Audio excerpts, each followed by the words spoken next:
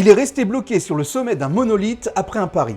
En 1941, le parachutiste chevronné George Hopkins parie $50 qu'il peut atterrir sur une petite surface en parachute. Il choisit de réussir son exploit en essayant d'atterrir sur la Devil's Tower, un monolithe naturel situé dans le Wyoming, aux États-Unis. Le 1er octobre, à 8 h du matin, il s'élance d'un avion et réussit à atteindre sans encombre le sommet. Mais le plan qu'il avait prévu pour descendre les 300 mètres qui le séparaient de la terre ferme est mal préparé. Il devait les descendre en rappel à l'aide d'une poulie et d'une corde.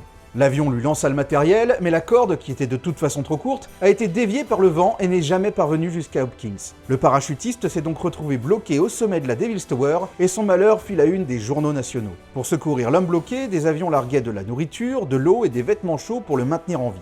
L'affaire attira près de 7000 personnes sur le site, venues assister à l'hypothétique sauvetage d'Hopkins. Des citoyens de tout le pays proposèrent leur aide, mais c'est Jack Durrance, l'un des premiers alpinistes à avoir gravi la Devil's Tower, qui allait diriger l'expédition de sauvetage. Le 6 octobre, il mena 7 autres alpinistes au sommet. Ils y trouvèrent Hopkins qui, malgré l'épreuve, était de bonne humeur et en excellente condition physique. La descente se fit sans grande difficulté. George Hopkins était sain et sauf après 6 jours d'isolement en haut de la Devil's Tower. On peut penser quand même qu'il s'est mis à mieux préparer ses sauts en parachute par la suite.